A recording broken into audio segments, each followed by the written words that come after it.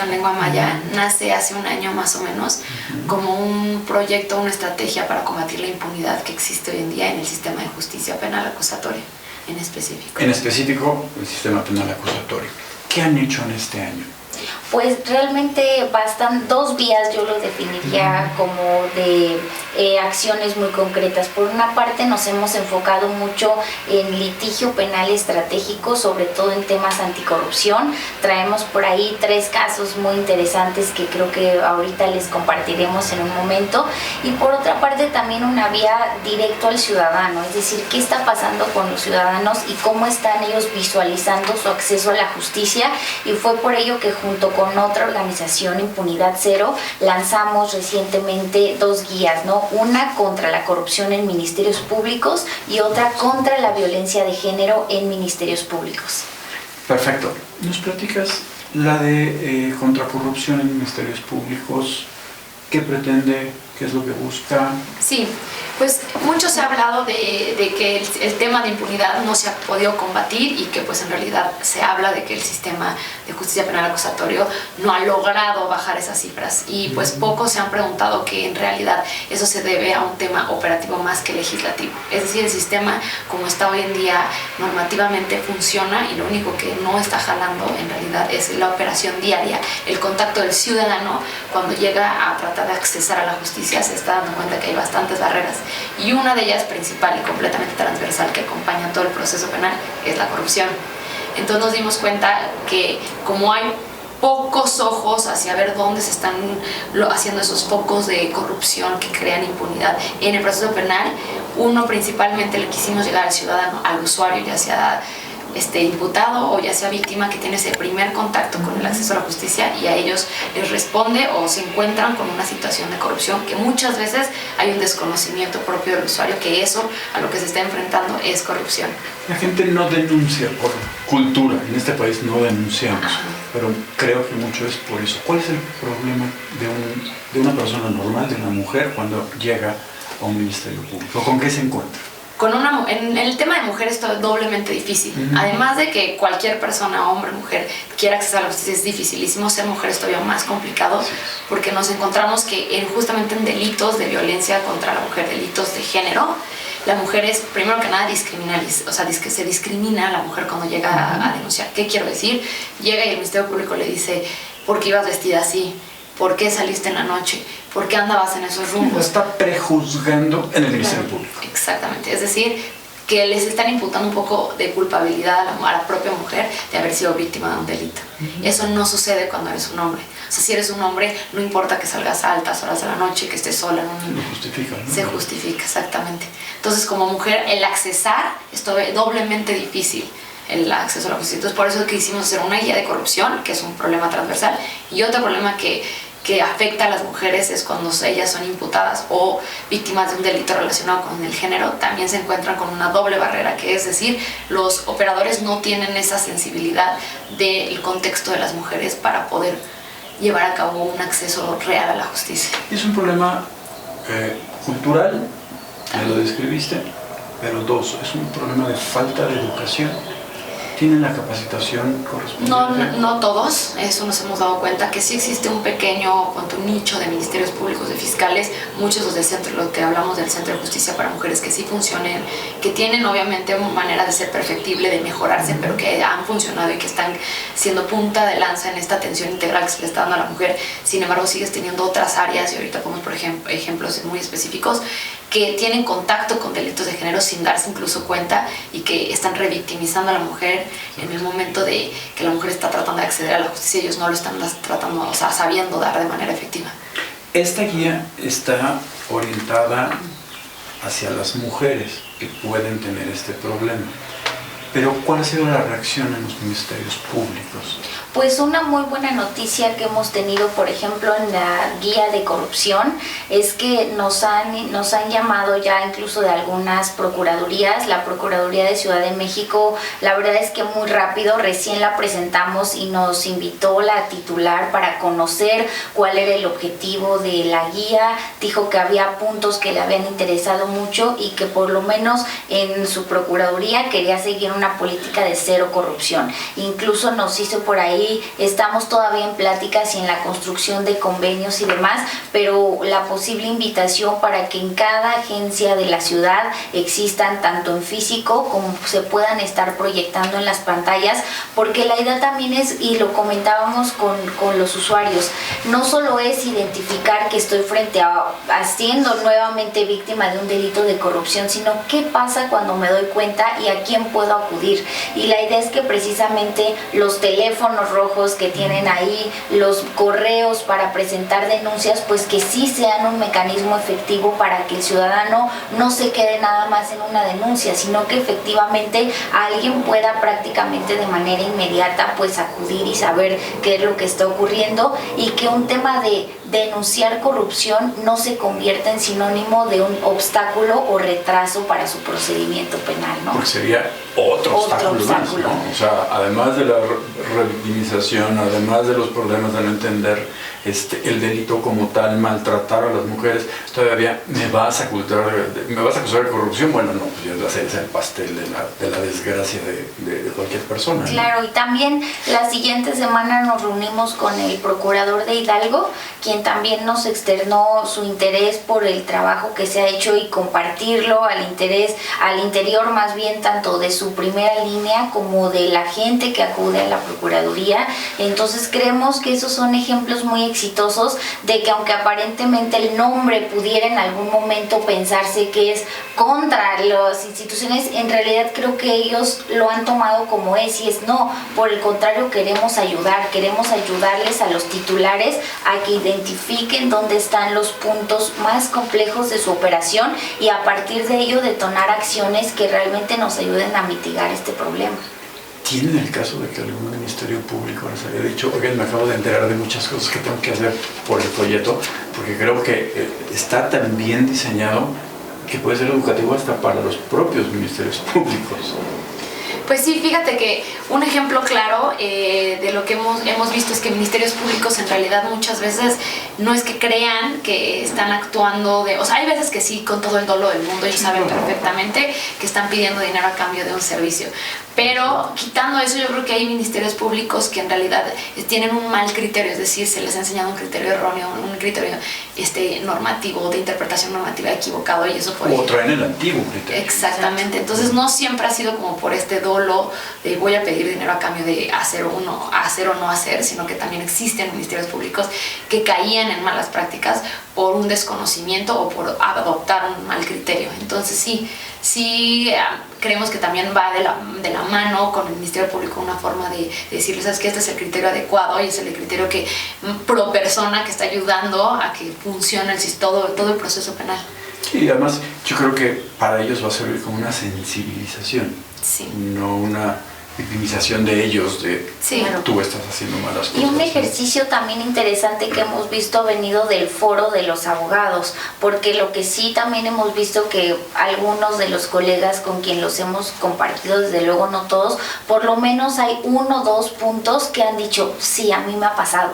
Y creo que eso ha sido bien interesante, porque la verdad es que incluso hemos, desde luego en lo corto, ¿no? Como te he comentado, ¿y qué hacen? Pues es muy difícil, porque nos comentaban en algunas ocasiones, aunque yo sepa que eso está mal y yo conozca las herramientas para hacerlo, a veces mi propio cliente es quien dice, hagamos lo que sea, pero que esto ya avance. Entonces dice, realmente nos sentimos contentos de que les empiece a llegar no solo a quienes estamos en el foro, sino también a los ciudadanos, que al final son quienes son nuestros clientes y quienes un poco van direccionando nuestro actuar. Entonces, en la manera en que todos estemos como en una misma ruta, creo que va a ser más fácil atender el problema.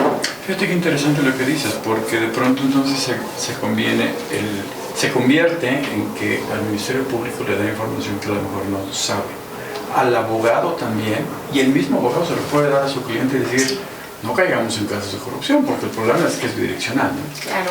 Sí, o sea, y gran parte de la idea de estas guías es empoderar al usuario. ¿Qué quiero decir? El mismo usuario tiene que fungir como, y está diseñado hacia el sistema, como contrapeso justamente para que los funcionarios públicos no les sea tan fácil caer como en estos actos de corrupción, estos actos de revictimización. Entonces, si el usuario tiene un desconocimiento o ignorancia sobre ciertos temas, pues nunca va a fungir como ese contrapeso real, porque no conoce, no sabe y no tiene por qué conocer que este caso es un caso de corrupción, que las copias, por ejemplo, no cuestan. Hay muchos usuarios que dan dinero por las copias, pero no porque quieran caer en un caso de corrupción, sino porque ellos asumen que cuestan. O sea, porque se lo manejan de una manera de no hay dinero aquí en la Procuraduría para expedirte tus copias, necesitamos que ustedes nos otorguen tanto dinero para dártelas. Entonces a lo mejor el usuario tiene unos conocimientos de, pues así funciona.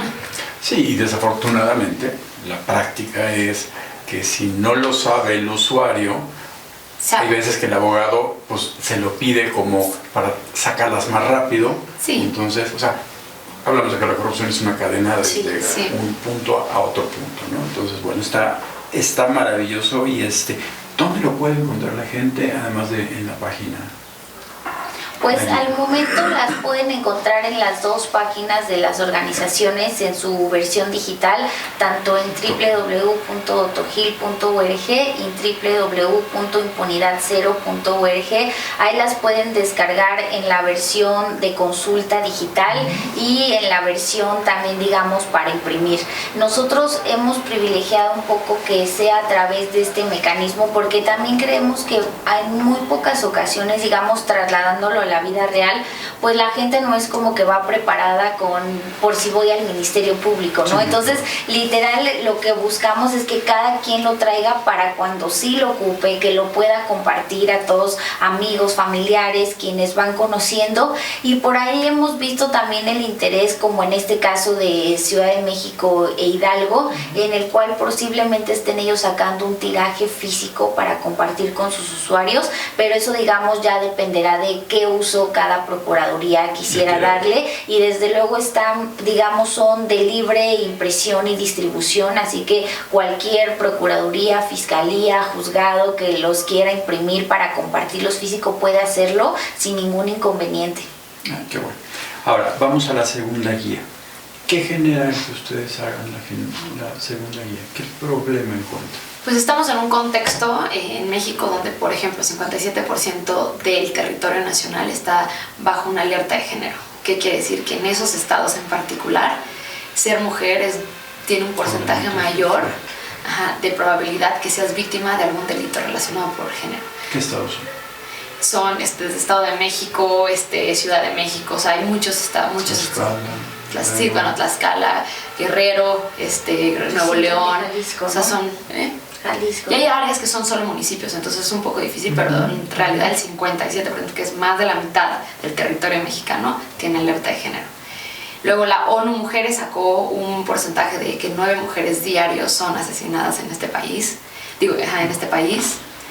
6 de 10 mujeres han sido víctimas en algún momento de su vida de agresiones, de violencia por el hecho de ser mujeres. Hay que poner como eso en claro, no normal, sino por el hecho de ser mujeres. Entonces tenemos un panorama negro en el país de que ser mujer es un riesgo más. Tenemos un riesgo adicional por ser mujeres de caer en un tema de violencia. Y pues resulta que estas mujeres que están tratando de acceder a la justicia, cuando llegaban al Ministerio Público, que es como la primera ventana de atención, pues eran doblemente revictimizadas. Exactamente. Y eso se debía como un tema, yo creo, cultural, como lo habías mencionado, de misoginia, de machismo que existe, de no ver y de no respetar y de no darle un valor a la mujer por el hecho de ser mujer, simplemente. Inclusive de mujeres dentro de los ministerios públicos. Sí. Nos contaban casos de que la misma mujer cae en esa misma cultura. Sí, como que ha habido un mal entendimiento de que por el hecho de que la funcionaria pública fuera mujer, hubiera sido más empática con los casos, y la verdad es que no. O sea, así puede haber un hombre que es mucho más empático con las mujeres cuando son víctimas de violencia que una mujer. O sea, esto no vaya, la redundancia, pero no discrimina. No discriminaban, ¿no? Sí. ¿Y la guía cuál es el objetivo? Pues justo como comentaba Adriana hace un momento, respecto de los delitos, por ejemplo, sacamos números nada más adicionando un dato que que evidencia el dramatismo que vivimos es aproximadamente el 12.62% de la incidencia a nivel nacional de 2018 estuvo relacionada con delitos de violencia de género, que son trata de personas, violación, violencia familiar, que tiene índices altísimos, feminicidios. Estos delitos pues realmente representan un gran grueso de lo que está ocurriendo a nivel de qué llega a las procuradurías. Dos, si vemos el contexto del tema, lo que no está llegando, que creo que en estas últimas fechas ha estado muy evidenciado a través de estos mecanismos como Me Too, en el cual a través de las redes las personas han considerado que de pronto es un mecanismo mucho más efectivo, no solo de denuncia, sino de justicia antes que el sistema, pues evidentemente parece que hay un problema cuando las cosas llegan al sistema de justicia. Entonces la guía, para empezar, explica en su primera parte a las mujeres qué es violencia, razones por las cuales la gente no denuncia, porque la idea es que a lo mejor se van a sentir identificadas con algunos de sus puntos. Por ejemplo, hay mujeres víctimas de delitos gravísimos como violación y que a veces no acuden porque las circunstancias en el cual se dio el hecho pudieran representarles a ellas vergüenza, pensar que a lo mejor si era su pareja tenía derecho a hacerlo cuando eso no es así, que quizás fue hace algunos días y ya no tiene como evidencias físicas. Entonces todos estos un poco mitos que ocurren dentro de cuando una mujer debe denunciar. Entonces la primera parte es completamente explicativa, que la violencia es de diferentes formas, tanto física, psicológica, sexual, económica, patrimonial. Todo eso es importante que lo sepan para saber cuándo voy a denunciar.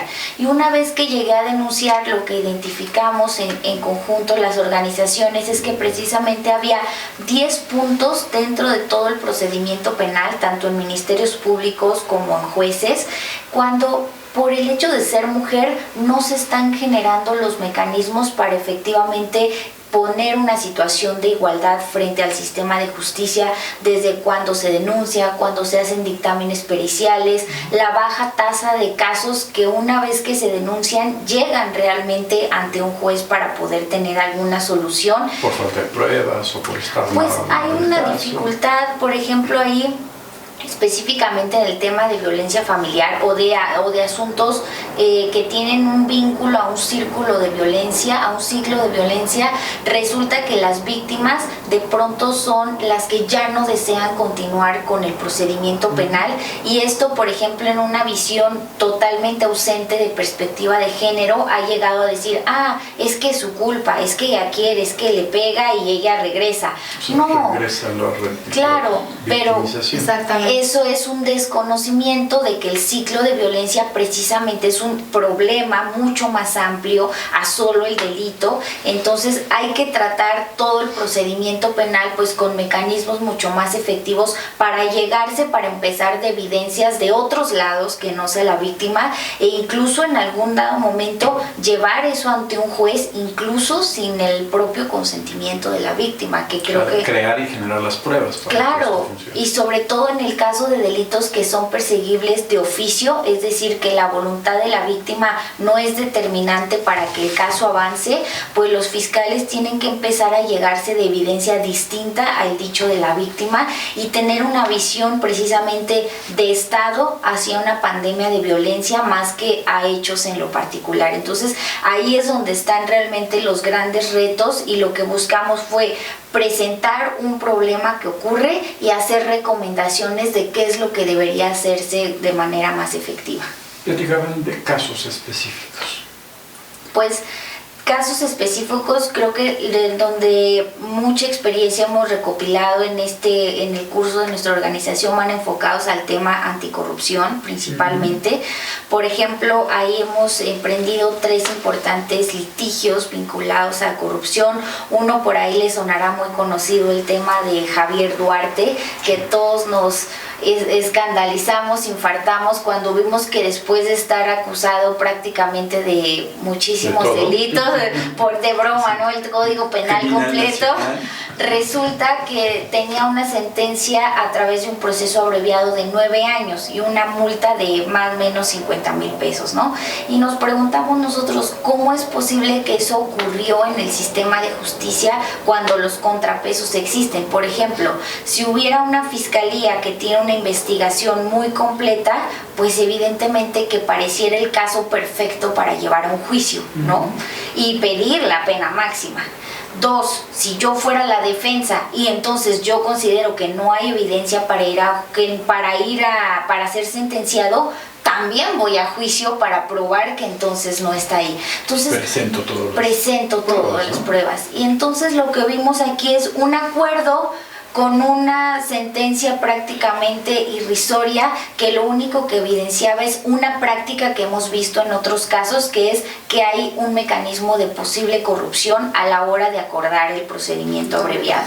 Entonces lo que hicimos fue presentar una denuncia en contra de los ministerios públicos que aprobaron ese procedimiento abreviado y que lo llevaron a un juez, y pues hoy por hoy hoy Fiscalía está siguiendo una investigación en ese caso, y lo más interesante es que tenemos un amparo en curso en el cual está definiendo si nosotros, Tojil, podemos tener en este caso una representación como víctima colectiva por ser un caso de corrupción. Eso va a llegar a la Suprema Corte seguramente. O a lo mejor se resuelve antes. Pues, ¿cómo se debería de resolver? Pues yo creo que sí se le debería de otorgar a las organizaciones que tienen como objeto social justamente el combate a la corrupción, la personalidad o la representación como víctimas colectivas. Es decir, en cualquier otro delito, por ejemplo, imagínate, el delito de robo, se identifica de manera pronta quién es la víctima, quién es el sujeto pasivo, a la persona que le quitaron de su posesión, la posesión de su bien. En este sentido, o sea, en los temas grandes de corrupción, el bien jurídico tutelado es la administración pública, o la efectiva administración pública. Pero la sociedad no tiene quién. Exactamente, pero todos somos víctimas. Cuando no hay una efectiva administración pública, todos somos víctimas porque empieza a fallar todo. Empieza a fallar el acceso a la salud, el acceso a la educación, cuando se desvían recursos públicos, lo que no está sucediendo es que hay una administración pública que esté dando el dinero, otorgando esos servicios de manera adecuada. Entonces toda la sociedad se ve afectada. Pero no hay una persona, es muy difícil identificar a una persona que esa persona representa los intereses de toda la sociedad en un juicio. Y o tendrían que formarse 300,000 personas para presentar y lograr jurisprudencia al respecto. Exactamente. Entonces aquí en este caso lo que nos dimos cuenta es que en todos los demás casos hay un impulso procesal por parte de la víctima. La víctima va todos los días a checar que su caso vaya avanzando, incluso puede presentar pruebas, puede incluso llevar a control judicial la falta de actuación del MP. Pero ¿qué pasa en los grandes casos de corrupción? Todos sabemos, por ejemplo, el escándalo de la estafa maestra, lo sacan en los periódicos, todos escuchamos, todos nos indignamos, y si realmente alguien pregunta, oye, ¿hay una denuncia en curso? Pues no sabemos. Entonces sale la fiscalía a dar la información que se les da la gana, realmente de salir a decir, sí, estamos investigando. Oye, ¿cómo va la investigación? Pues ahí vamos. Y así se lleva por años. Boletín de prensa y pasan 200 años y no pasó nada, ¿no? Y en este caso, como en otros, pues no hay justamente esa víctima que le esté dando celeridad, que esté dando transparencia, que esté quitando la opacidad de la investigación. Y aquí pues lo que estamos solicitando es justamente que se nos dé ese papel de víctima para que podamos intervenir en el curso de la investigación. Esto me genera varias preguntas. Uno, ¿hay ejemplos en el mundo que haya sucedido esto?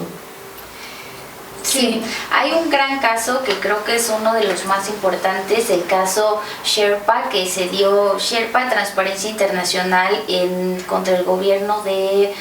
ahorita recuerdo, es un país africano, y se debatió en un tribunal francés, y aquí justamente llegó un tribunal francés porque todo el desvío de recursos que se había hecho había llegado a cuentas de bancos en Francia. Entonces ese es como el primer precedente internacional, y tardó 10 años precisamente a que se lograra este tema. Algo que quisiera destacar bien importante de este caso es que ahorita que comentábamos quién representa la ciudadanía y demás, y creo que todos nuestros expertos que estarán aquí en Foro Jurídico escuchando esto, pues seguramente les vendrá una idea a la mente. Caray, pues que el Ministerio Público no es el representante social y quien tiene esa figura de hacerlo. Y Incluso más allá de que materialmente lo haga o no, nosotros analizamos a detalle un tema. A ver, México es, creo que hoy, el país que tiene un derecho procesal en donde se ha dado a la víctima una calidad de parte con una fuerza impresionante, retomando incluso muchísimos criterios del tema de la Corte Interamericana de Derechos Humanos, y donde aparte se ha vuelto, como comentaba Adriana, una necesidad procesal, no solo una necesidad, digamos, en términos de acompañamiento y auxilio, sino que procesalmente, ante las deficiencias de ministerios públicos y policías, el papel de la víctima a través del sistema acusatorio cobra una fuerza importante. Entonces, esto de pensar que el Ministerio Público, que además creo que con su nueva calidad de ser una fiscalía autónoma, habrá que tener muy claro qué tanto le queda a esa figura de representante social, o si realmente, exacto, o si realmente es un fiscal que, como manda la Constitución, investiga y persigue delitos en términos de una política criminal, y no siempre una política criminal necesariamente va a atender a los derechos de las víctimas, donde justamente debe existir ese contrapeso. Entonces, por eso consideramos que es importantísimo que, más allá de la figura del Ministerio Público, estos grandes casos de corrupción tengan procesalmente una víctima que acompañe. Y retomando el tema del caso Sherpa, aquí lo interesante es que un poco ellos pidieron tener esa recuperación de activos para efectos de llevar a cabo la reparación del daño.